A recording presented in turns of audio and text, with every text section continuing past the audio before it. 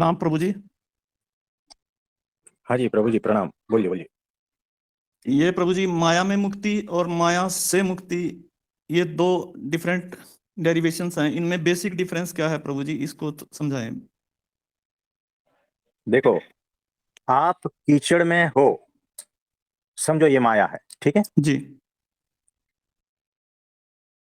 हो, लेकिन आपका पैर जो है ना, किसी मगरमच्छ ने पकड़ के रखा है। आप समझे? जी। तो ये हो गया आप माया में और पकड़ में, दोनों हो गया ना। अब माया में तो हो ही ऑलरेडी, लेकिन आपके पैर जो है किसी बंधन में है ना। जी। वो जो मगर है उसने आपका पैर को छोड़ दिया, तो आप मुक्त कहलाओगे। कीचड़ से मुक्त। नहीं, आप मुक्त कहलाओगे। नहीं प्रभु जी। देखो, एक अर्थ में जो है ना आप मुक्त कहलाओगे, क्योंकि आपका पैर तो मुक्त हो गया ना, यानी आप मुक्त हो, लेकिन कीचड़ में हो अभी भी। जी। आप समझे? जी प्रभु जी। तो जब कीचड़ से भी मुक्त हो जाते हो तो माया से मुक्त हो गया। जब कीचड़ में ही हो लेकिन मगर के मुख से मुक्त हुए हो तो माया में मुक्त हुए हो। कुछ समझे? जी। यानी दो दो चीज सिंपल वो शब्द ही बता रहे हैं कि माया में मुक्ति और माया से मुक्ति। यानी देखो, एक बहुत बड़ा जेल है, उस जेल के भीतर है ना एक छोटी सी कोठरी है, उसमें एक कैदी है और उस कैदी को और जंजीरों से बांधा गया है। ठीक है ना? अब क्या जी। कहोगे, ये बंधन में है ना। जी। अब इसकी जो बेड़ियां है वो काट दी जाती है, तो ये बंधन से मुक्त हुआ है या नहीं, बताओ। जी हुआ है। है ना? लेकिन फिर भी है तो जेल में ना, काल कोठरी में बिल्कुल है। है अभी भी। जी। तो वो छोटी मुक्ति हुई। अब इससे कैदी को काल कोठरी से भी निकाला जाएगा, ताकि वो जो है ना जेल के भीतर मुक्त रूप से अपना आचरण कर सके, चलना जी। फिरना खाना पीना सो भी जो भी है ना, लेकिन जी। है तो जी। जेल के भीतर। जी। तो जब ये बेड़ियां कटती है तो उसको कहते हैं जेल में मुक्ति, जेल से मुक्ति नहीं। है ना? जब ठीक है उसको जी। काल कोठरी से निकाला जाता है तो उसको कहता है जेल में मुक्ति, लेकिन अभी भी बिल्कुल। है तो जेल में। जी प्रभु जी। वैसे ही यहाँ पर जो है ना एनलाइटनमेंट और मुक्ति और मोक्ष, ऐसे बहुत सारे प्रकार होते हैं। तो जो आत्यंतिक कल्याण की जब हम बात करते हैं तो वो माया से मुक्ति की बात करते हैं, माया में मुक्ति की बात नहीं कर रहे हैं। आप समझे? छोटे छोटे बंधनों को हटा के आप मोक्ष को प्राप्त नहीं होते हो। जी। जो अल्टीमेट बंधन है वो तो अक्षय ब्रह्म सत्पुरुष वही करेगा। आप समझे? जी प्रभु जी। हाँ, तो ऐसा है। एक देखो, कारण शरीर जो है ना अभी भी बचा है, ठीक है, यानी बीज जी। अभी भी है, वृक्ष दिख नहीं रहा है। जी। इसीलिए आपको ऐसा लगता है कि मेरी तो मुक्ति हो गई, मेरा मोक्ष हो गया, जी। लेकिन बीज भीतर पड़ा है अभी। बिल्कुल जी। ये तो अभी पानी और हवा, जमीन का संपर्क नहीं हुआ है, इसीलिए ऐसा लगता है कि मुक्त हो। जिस दिन सही है। वो संपर्क हो जाएगा, पता चल जाएगा कि भीतर क्या क्या पड़ा है, तो वो अंतिम मुक्ति नहीं है। जी। तो ऐसी छोटी छोटी मुक्ति, छोटे छोटे मोक्ष की तो हर जगह बात होती रहती जी। है ना। तो जिसको आत्यंतिक कल्याण कहते हैं, जो कारण शरीर का नाश हो जाता है, सही है। तब वो बात बनती है कि आप माया से मुक्त हुए हो। है बिल्कुल ना? प्रभु नहीं तो माया में जी। ही मुक्त हो आप। जी। जी बिल्कुल। है ना? चार दीवारी के भीतर आपको ऐसा ही लगता है कि मैं तो मुक्त हूँ, जी। मैं जी। एनलाइटन हूँ। है ना? यही होता है। जी। सही है प्रभु जी। तो समझ गए? बिल्कुल प्रभु जी। हाँ जी, और कुछ पूछना चाहेंगे? एक प्रभु जी, निराधार के ऊपर है कि हम हर जगह तो, कोई भी यहाँ पृथ्वी पे रहते हुए निराधार किस तरीके से हो हम ज्ञान का आधार, कहीं संबंधों का आधार, विचारों का आधार, लेन देन का, सारे संसारिक चीजों का, सब में आधार की होता है। तो इसमें बराबर है। निराधार किस तरीके से। देखो, जैसे ही वो नीचे उतरता है ना सेंटर से, तब आधार की जरूरत पड़ती है, नहीं तो वो निराधार ही है। सेंटर में वो निराधार ही है। मुझे अगर कुछ लिखना है तो मुझे क्या क्या चीज की आवश्यकता होगी बताओ। पेन कागज। है ना। और हाथ में शक्ति भी तो चाहिए ना, और जी। दिमाग में विचार भी तो चाहिए ना। ये भी तो आधार हुआ ना। जी। यानी वो वो निराधार है, याद रखना सेंटर पे। वहां से अगर कुछ उसे करना है तो वो शरीर का आधार लेगा, मन का आधार लेगा, इंद्रियों का आधार लेगा, और सारी चीजों का आधार लेगा। ये नॉर्मल बात हो गई। लेकिन ये आधार लेकर भी वो हमेशा से निराधार ही है, यानी लिप्त होते हुए भी निर्लिप्त है। यानी सर्वव्यापी होते हुए भी वो स्व में स्थित ही है। जी। कुछ समझे। जी। हाँ जी। तो वो वैसा है, वो सबका आधार है, उसका आधार वैसे कुछ भी नहीं। लेकिन यहाँ एग्जाम्पल हमें इस लोक का देना पड़ रहा है। तो वो जो निराधार है ना, वो किसी का भी आधार लिए बिना भी अपना कार्य कर सकता है। ये उनकी अन्यथा कर्तुम शक्ति है। जी। आप समझे, उसको किसी के सहारे, किसी के आधार की भी जरूरत नहीं है। फिर भी वो जहां जैसा करना है वो कर देता है, जहां जैसा दिखना है वो दिख जाता है। आप समझे। जी। तो अर्जुन की आंखों का सहारा नहीं लिया, उनको आंख भी, वो दृष्टि भी उन्होंने दी, और दर्शन भी उन्होंने दिया। आप समझे। जी प्रभु जी। यानी वो स्वयं अपने आप में पर्याप्त है, इसीलिए वो निराधार है। इसमें और कुछ पूछना चाहते हो। ये भी कंसेप्ट तो क्लियर है। एक और चीज है। ये नहीं क्लियर है। आप जी। कह रहे हो भीतर अभी भी थोड़ा बहुत कुछ बाकी है, बताओ। बाकी तो है प्रभु जी। हाँ। हमें पता है। जब हाँ प्रभु जी, बिल्कुल बिल्कुल है, वो तो है। हमारी दृष्टि से तो ऐसा लग रहा है कि ये क्लियर है, लेकिन नहीं है। हाँ, कोई बात नहीं, धीरे धीरे। देखो, एक हमने निराधार वाला सत्संग पहले भी किया था। हाँ जी। तो उसमें कहा था स्वयं का भी आधार नहीं, वो अवस्था। जी। वो बारीक भेद रेखा होती है, ट्रांसपेरेंट होती है। जैसे हमें लगता है कि कुछ भी भेद नहीं है ना। आपने कभी देखा होगा, आप दरवाजे से निकलने की कोशिश कर रहे हो और कांच से अथड़ाते हो, टकराते हो, जी। है ना। तो पता भी नहीं चलता कि यहाँ कांच है या नहीं, इतनी सूक्ष्म रेखा होती है भेद। जी। स्वयंभू और स्वयंभू से पार की अवस्था, ये दोनों में बहुत बारीक भेद रेखा होती है। कोई बात नहीं, जब वहां पहुंचोगे तब उसका पता चलेगा, मैं बताऊंगा तो पता नहीं चलेगा, है ना। तो जी। थोड़ा बहुत इसी वजह से आपको पता नहीं चलता है। जब स्वानुभूति होगी, जब आपको खुद को उसकी अनुभूति होगी ना, तब ही पता चलेगा आपको। तो वहां तक खुद को पहुंचना है। कोई बात नहीं, थोड़ा बहुत बाकी रहे, अच्छी बात है ना। ठीक है प्रभु जी। जी तो प्रभु जी। वो वाला सत्संग भी आप सुन लेना, जी। धीरे धीरे कड़ियाँ जुड़ती जाएगी। ठीक है। जी प्रभु जी। जी। हाँ जी, और कुछ पूछना चाहते हैं। ठीक है, जब हम संसार बंधन से जब हम मुक्त ही हैं, तो ऐसा कौन सा अनसीन धागा है जो हमें बंधन में होने का एहसास करवाता है? हाँ, ये बड़ी अद्भुत बात है। हमें लगता है हम मुक्त हैं, है ना। लेकिन सबसे बड़ा बंधन तो मैं है। मैं तो अंत तक बचा रहता है, अहंकार अंत तक बचा रहता है कि मैं अभी भी हूं, ये बात। तो जब यानी तक कि भीतर ऐसा बचा रहता है ना कि मैं अभी भी मौजूद हूं, चाहे ये है वो है, परमात्मा है ये है, सब कुछ वही है ना, सब कुछ वही है ऐसा लगता है।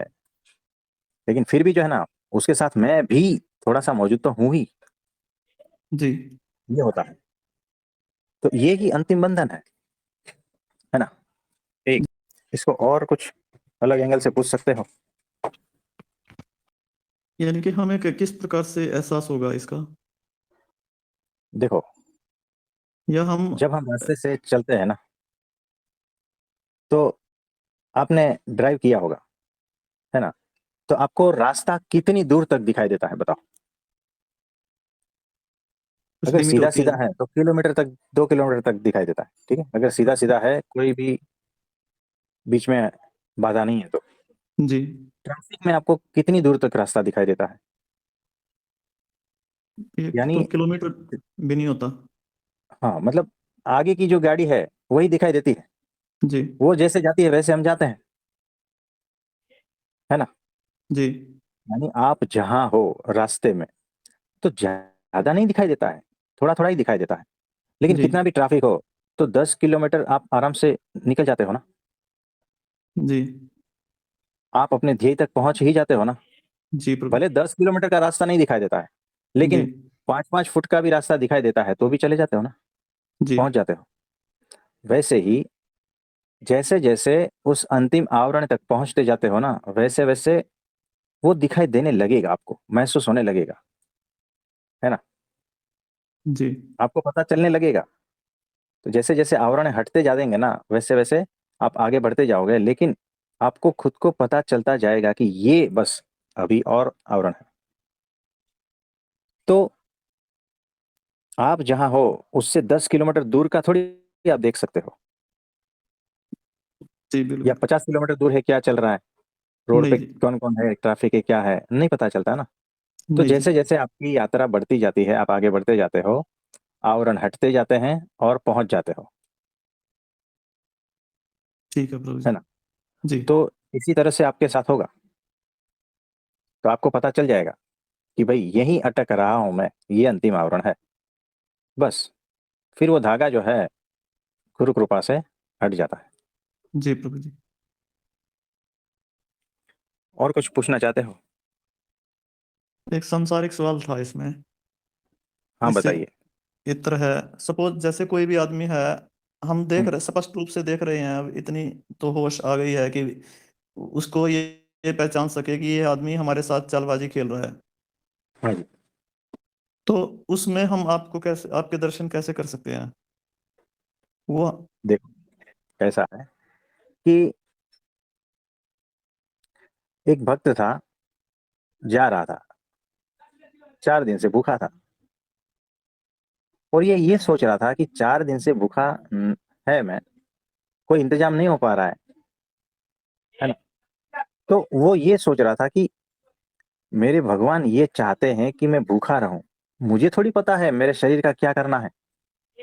मेरा शरीर स्वस्थ रहे जिस तरह से वो रखना चाहता है,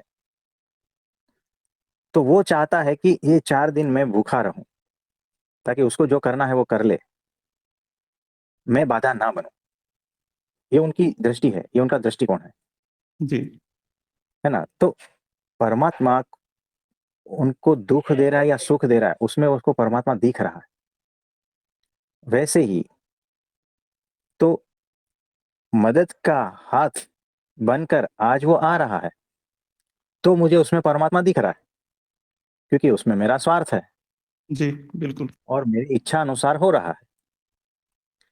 लेकिन कोई छल कपट कर रहा है, अपमान कर रहा है, तो परमात्मा उस रूप में आया है, क्योंकि सारे रूप उसी के हैं। जी। जी। दुर्योधन में भी वही है ना? दुर्योधन में जी। जो नेगेटिव एनर्जी है वो भी परमात्मा की है, और ठीक है प्रभु अर्जुन में जी। जो पॉजिटिव एनर्जी है वो भी परमात्मा की है। तो आज इस रूप में आया है तो उसको एंजॉय कर लेते हैं। छल कपट करता है, करने दो, हम तो मुस्कुराते हैं। आज इस रूप में आया है, वाह रे, कितना अद्भुत दर्शन दे रहा है ना? किस किस रूप में तो आता है ना? उस तरह से जब तक आपकी थिंकिंग नहीं होगी, देखो, जिसने एक बार सब में पहचान लिया ना, फिर वो छिपेगा कैसे? ये बात हम पहले भी 1-2 प्रवचन में कह चुके हैं, है ना? कि जिसने, देखो, इसका एक एग्जाम्पल अच्छा है कि पूर्णिमा की रात है और तालाब जो है उसमें, उसके ऊपर हल्की हल्की हवाएं चल रही है, और वो जो चांद है उसका प्रतिबिंब उसमें पड़ रहा है। लेकिन वो जो लहरें बन रही है ना, उसकी वजह से वो चांद का पूरा प्रतिबिंब नहीं पड़ रहा है, वो सारा का सारा फलक है जो तालाब का, उसमें वो बिखरा बिखरा चांदनी की जैसा दिखता है। आपने देखा होगा ऐसा, जब पानी स्थिर नहीं रहता है तब वो चांद कुछ अलग अलग रूप में दिखता है। और जब पानी स्थिर रहता है तब वो चांद एक ही होता है। आपने देखा है जी ऐसा? जी वैसे ही ये हजारों चांद कैसे हो गए? जब पानी स्थिर नहीं है, उसमें वेव्स बन रहे हैं, तो हजारों उसके प्रतिबिंब दिख रहे हैं, है ना, छोटे छोटे छोटे छोटे टुकड़ों में जी बट गया है। जी जी पूरा फलक सिल्वर सिल्वर दिख रहा है, लेकिन एक चांद दिख नहीं रहा है। अब जीवन में कोई पहली बार इस तरह से दर्शन करता है कि हजारों चांद है, जो ऊपर नहीं देखा है उसने, है ना, सिर्फ ये रिफ्लेक्शन का दर्शन करता है जीवन में पहली बार। जी और उसको कोई कहे कि ये चांद है, तो उसने कौन से चांद को देखा? वो रिफ्लेक्शन जो हजारों टुकड़ों में बट गया है ना, जी उसको उन्हीं देखा। को दे। जी बिल्कुल। लेकिन जैसे ही पानी स्थिर होता है तब एक ही चांद दिखता है। तो वो व्यक्ति ने देखा कि एक ही चांद दिख रहा है अभी। फिर पानी में वापस हलचल मची और वो अस्थिर हो गया। तब देख रहा है कि यहाँ तो हजारों प्रतिबिंब है, और वो ऊपर भी देखता है कि ऊपर चांद एक ही है। यानी अब वो समझदार हो गया कि चांद जी तो एक बिल्कुल। ही है, इसका जी रिफ्लेक्शन उसमें जब पड़ता है, जब पानी स्थिर होता है तो एक ही दिखता है, और जब पानी अस्थिर होता है तब अनंत चांद दिखते हैं, है ना। जी अब प्रभु। ये उसकी समझदारी बढ़ गई। जब वो नया आया था तो उसको हजारों प्रतिबिंब दिख रहे थे। जी फिर वहां पर जो गुरु खड़ा था उसने वो पानी को स्थिर किया और उसको कहा कि अब देख, तो एक ही प्रतिबिंब दिख रहा है। जी और फिर उसने कहा कि अब ऊपर देख, वो जो चांद है ना वो एक ही है, उसका रिफ्लेक्शन ये एक ही है, लेकिन पानी को जब मैं हिलाता हूं तब ये अनंत रूपों में बिखर जाता है, टुकड़ों में ठीक है। बिखर जाता है। वैसे ही वो समझदार हो गया, तो अब उसको पता है ना कि ये चांद तो एक ही है, लेकिन उसके रूप अनंत है। उसका प्रतिबिंब का जो रूप है ना वो अनंत है। वैसे ही परमात्मा एक ही है, लेकिन वो टुकड़ों में इस तरह से बटा है कि साधु में एक रूप से दिखता है, जी पापी में दूसरे रूप से दिखता है, चोर में तीसरे रूप से दिखता है, छल कपट वाले में चौथे रूप से दिखता जी है ना, मदद करने वाले में, सेवा करने वाले में, संत में अलग अलग रूप में से दिखता है, दोस्त जी में कुछ अलग दिखता है, पत्नी में कुछ अलग ढंग से दिखता है, बच्चे में कुछ अलग ढंग से दिखता है, उससे जो लड़ाई झगड़ा करने के लिए आता है उसमें कुछ अलग ढंग से दिखता है। जी तो ये जो जितने हजारों प्रकार के टुकड़े हैं ना, वो उसकी पहचान में नहीं आता है जब वो नया होता है। ठीक है। लेकिन जैसे ही उसने वो एक को देख लिया ना, जी जैसे ही वो सेंटर में स्थित हो गया है ना, जी एक यानी क्या, सेंटर, कि एक परमात्मा का उसको साक्षात्कार हो गया, बाद में सभी जगह पे उसे वही दिखेगा। अलग उसको लगता है कि ये अलग है ना, जैसे वो अलग रूपों में टुकड़ों टुकड़ों में दिख रहा था ना जब पानी जी अस्थिर था, वैसे ही जब मन अस्थिर होता है तब पहचान में नहीं आता है। लेकिन जिसको समझदारी आ गई ना कि वो एक ही है, हर जी रूप में वही है, तो फिर सामने वाला छल कपट करता है ना, वो पहचान ही लेता है कि ये एक ही है वो, खाली उसका प्रतिबिंब इसमें इस तरह से पड़ रहा है। जी प्रभु। कुछ समझ में आ रहा है? जी प्रभु जी बिल्कुल क्लियर हो गया ये। अब ये मेरे लिए तो बहुत एक हेल्पफुल को रहेगा। पहचान लो, सेंटर में स्थित हो जाओ, एक को जी पहचान लो, जी जी और उसी का ही सारा रिफ्लेक्शन है ये सारा, अनंत टुकड़ों में वही बटा हुआ है। जी तो हमारी ना समझी है कि हम उस अनंत टुकड़ों में देख नहीं पाते उसका रूप। और सही जो है जी। समझदार है ना वो समझ जाता है कि ये जो मेरे साथ छल कपट कर रहा है वो भी दिख रहा है, और उसमें वो परमात्मा का रूप भी दिख रहा है कि क्या बात है मेरे परमात्मा, हम्म। आज तो मेरे सामने छल कपट के रूप में आ रहा है, तेरा स्वागत ठीक है जी। है ना। ये हाँ दृष्टि जी। हो जाती है। जिस दिन सेंटर में स्थित हो जाते हो, आत्म साक्षात्कार और परमात्मा का साक्षात्कार हो जाता है ना, उसके बाद में ऐसा लगता है कि वाह मेरे परमात्मा, इस गाली के रूप में तू आया है, मैं तुझे पहचान गया हूँ, तेरा स्वागत है। ये शब्द और ये अनुभूति उसके भीतर से सहज रूप से बहती है, याद रखना। जी प्रभु क्योंकि जी। जो सर्वत्र परमात्मा देखता है ना, वो अ, अपने अच्छा जो होता है उसमें तो देखता ही है, जो बुरा होता है उसमें भी देखता है। तब समझना कि वो सर्वव्यापी का दर्शन आपको हुआ जी, यही सबसे बड़ी बात यही है ना। तो इस तरह जी से रहना है जी कि ये सेंटेंस पकड़ लेना, वाह मेरे परमात्मा, क्या अद्भुत तरीके से तू आज मेरे सामने आया है, लेकिन मैं तुझे पहचान गया, जी है ना। जी तेरा स्वागत।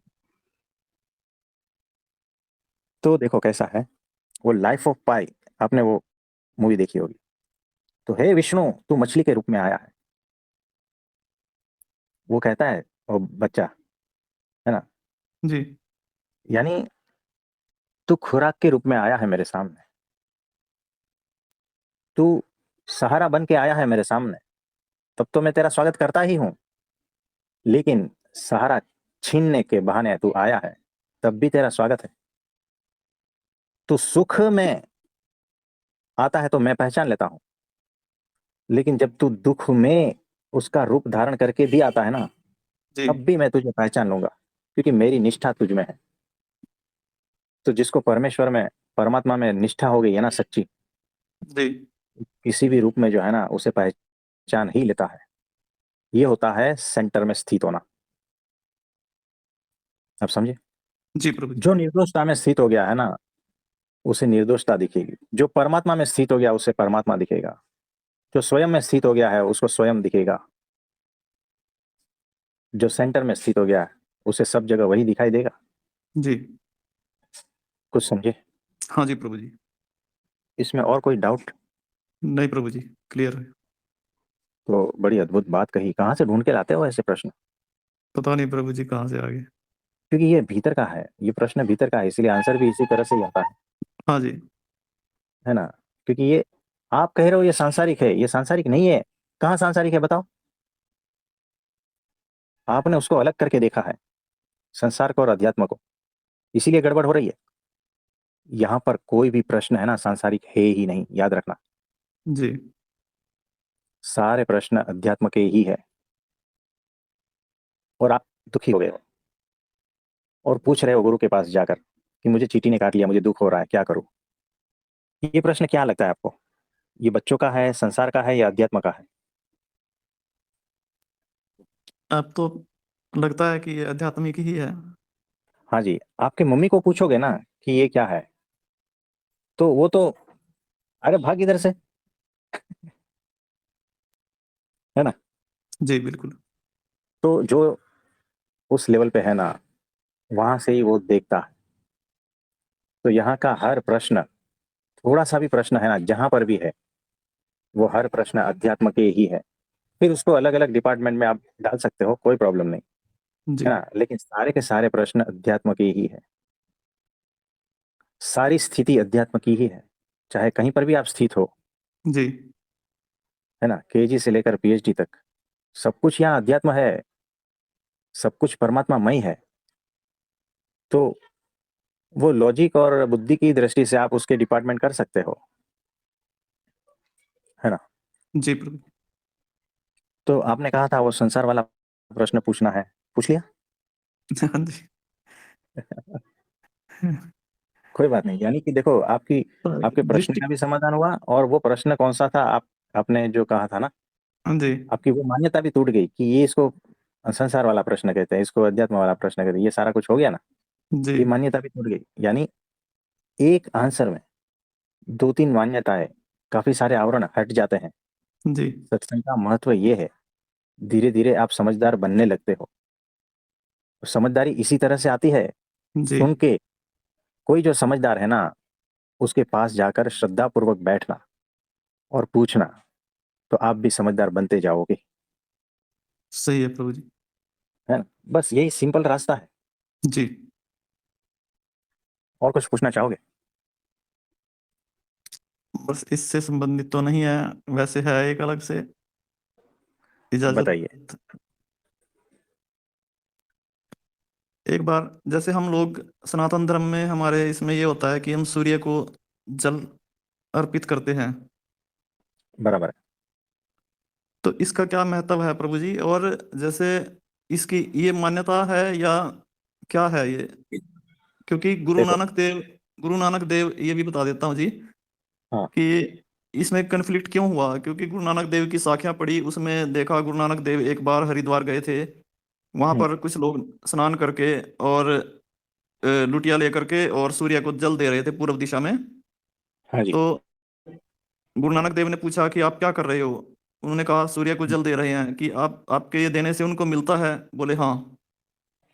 तो उन्होंने उनसे लुटिया ली और वो पश्चिम दिशा की तरफ जल देने लगे। हम्म, वो कहने लगे कि भाई सूर्य तो इधर है, आप पश्चिम की तरफ दे रहे हैं। उन्होंने कहा कि मेरे खेत तो उधर पंजाब में हैं, तो पश्चिम की तरफ पड़ते हैं, यहाँ से मैं अपने खेतों को पानी भेज रहा हूँ।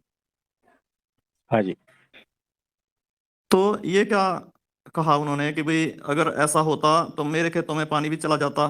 तो ये उन्होंने किस मिथ को तोड़ने की बात की है ये। देखो कैसा है कि कभी कभी जो है ना, धर्म झड़ता पकड़ लेता है, क्रिया ही सिर्फ बनती रहती है, पीछे समझदारी खत्म हो जाती है। इसीलिए वो उनको चोट पहुंचाने के लिए कि भी तुम होश में आओ, तुम कर क्या रहे हो, इसीलिए। बाकी जल चढ़ाना कोई बुरी बात नहीं है, अपनी अपनी श्रद्धा है ना। यानी उस मुझे एक बात बताओ, क्या खेत में जो अनाज पकता है वो सूर्य की वजह से नहीं पक रहा है? जी बिल्कुल पकड़ा है। अब सूर्य के लिए मैं क्या कर सकता हूं बताओ? आप कुछ भी नहीं कर सकते, आपकी कोई औकात नहीं है कि सूर्य के लिए आप कुछ करो। जी बिल्कुल भी कोई औकात नहीं है। एक रत्ती भर औकात है तो बताओ मुझे। बिल्कुल नहीं है जी। फिर भी मेरे मन में जो है ना, वो धन्यवाद का भाव उठता है। उस भाव को मैं किस प्रकार से व्यक्त करूं?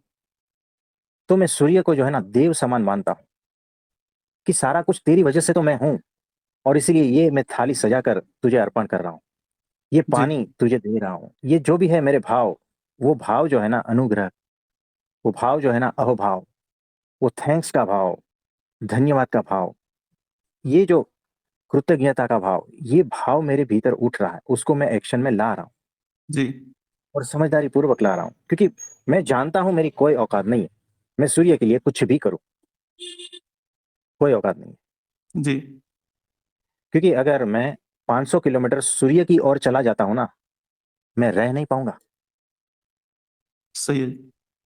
है ना। मैं जानता हूं, ये जानकारी देखो, याद रखो, भीतर से ये समझदारी है। फिर भी और दूसरी समझदारी ये है कि मुझे ये सारा कुछ प्रकृति दे रहा है, तो मैं किस तरह से इनका शुक्रिया करूं। ये जो धन्यवाद का भाव है ना, कृतज्ञता का तो भाव, उसको मैं एक्शन में ला रहा हूं। तो जैसी मेरी बुद्धि उस हिसाब से मैं एक्शन में ला रहा हूं। जी आप समझे?